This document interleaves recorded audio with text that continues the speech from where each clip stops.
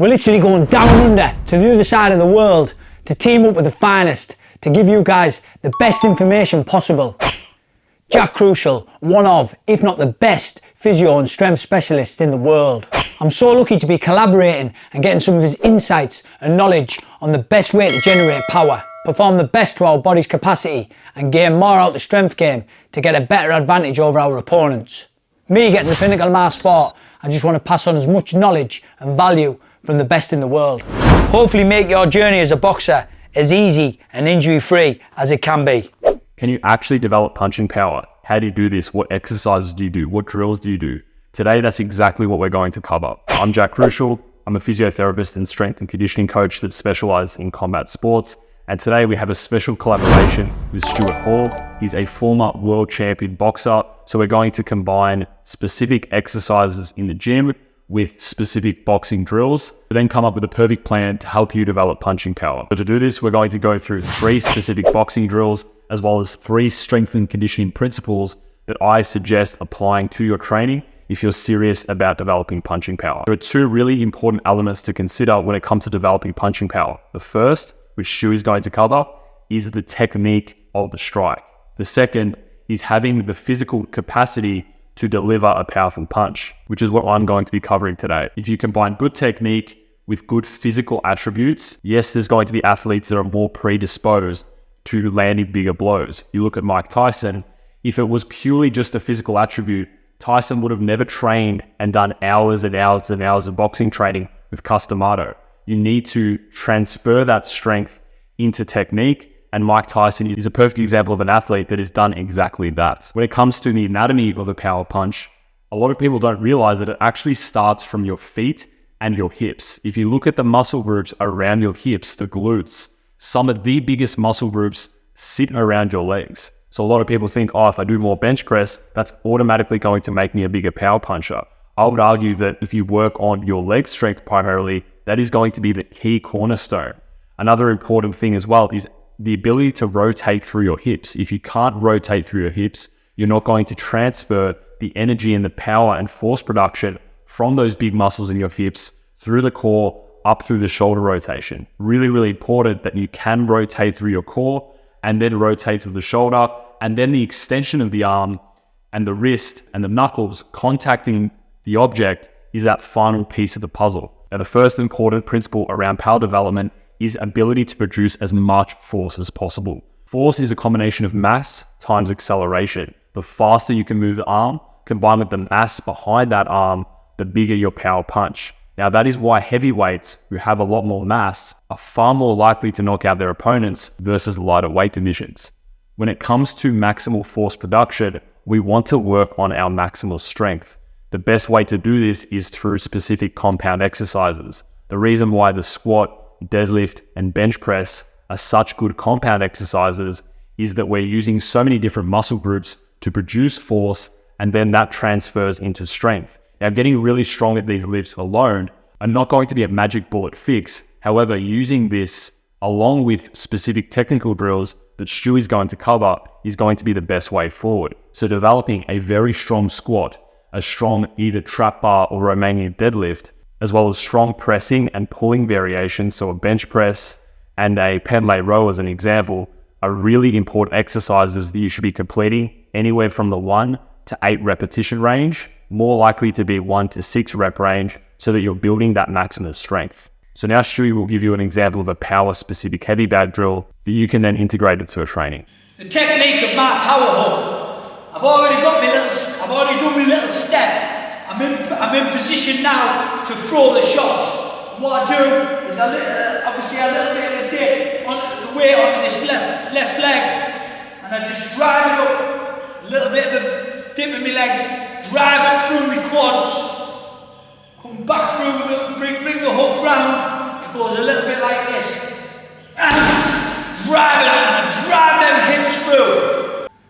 One of my favourite power drills on the bag, hitting the heavy bag. In my career, I had a great right hand, so I used to love to practice on the bag, shot my right hand and my left up, but with power on the heavy bag. And obviously I drive everything through, give it everything I've got in the punches. Bam, bam, bam, bam. And just keep practicing this. Practice. The second important principle is lower and upper body plyometrics. Plyometrics is your ability to contract and relax rapidly through your muscle groups. Really important thing that a lot of people miss in their training regimens when they typically are doing bodybuilding splits or even powerlifting splits in the gym. Yes, the maximum strength component will be fulfilled with more of a powerlifting style. However, the ability to have that force and then produce that force quickly needs to be trained. And you can get a lot of that from boxing. However, I'm going to give you some upper and lower body examples that you can then integrate. For the lower body, we can use something like a split squat jump. Obviously, as a boxer, you're going to have one foot in front of the other most of the time. Whether you're a southpaw or orthodox, the same rules apply. So what we're going to be doing is in a split stance, we're going to be doing maximal vertical jumps in that position, in that split squat position. From there, we can also integrate another exercise, which is a seated tuck jump. So for those that are kickboxers, Muay Thai fighters that work on teeps and knees, this can be a really good way to build and develop really strong and powerful hip flexors, but it's also beneficial for any striking athlete. So that's more of an advanced version.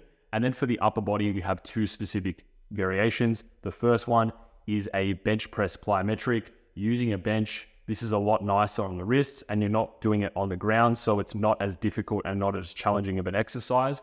But then we can progress this to a ballistic push-up where we have band assistance around our chest. The reason why we use the band assistance is when we push up and explode off the floor, we're actually going to get even more height than we would without the bands. So it's actually allowing us to get even higher so that we need to catch our upper body and then bounce back up again. So these are really good drills to develop that punching power when we combine them with the next heavy bag drill that Stu is going to run through.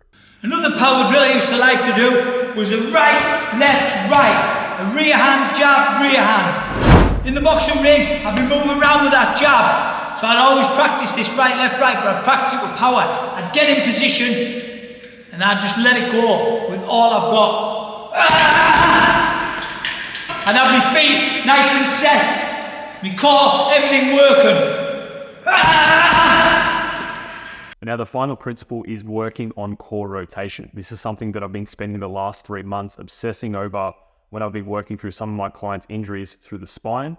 Really important that we distinguish this with two specific ways of exercising. One is keeping our upper body still and static and moving our lower body.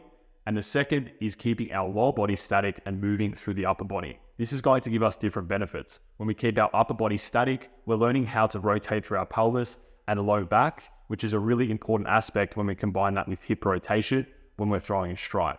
Secondly, when we keep our lower body still and move through the upper body, this is going to isolate our thoracic spine, which is the middle of our back. And in terms of the exercise selection for both of these, to keep the upper body still and the lower body moving, we can use a reverse twist holding either dumbbells or kettlebells in a bench press position on the floor. This is going to keep our shoulders in place, and then we simply rotate through our lower half. And what we want to do is we want to bring our knees up towards our elbows as we're doing this, so forming a slight crunch with the movement. This is a very challenging exercise, and you can make this harder by straightening out your legs. The second exercise is a cable rotation, in seated, a foam roller between our knees to lock the hips in place so that we're just moving through our upper body. This is a really challenging exercise. You'd be surprised how little weight you start with, but it's an excellent way to develop elite levels of core rotation that can then be applied to the third drill that Stu is going to cover on the heavy bag.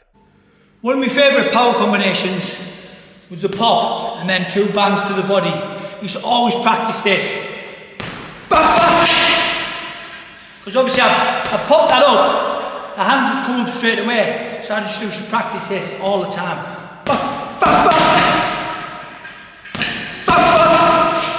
So today you've just learned how to develop punching power using strength and conditioning methods, and I've given you multiple exercise examples as well as principles around developing punching power, and you also have 3 specific heavy bag drills from a world champion level boxer. If you think you found value from mine and Jack's video, please don't forget, hit that like button and subscribe. If you want to go and visit Jack's channel, he's got some great content on there. I'll leave the details below.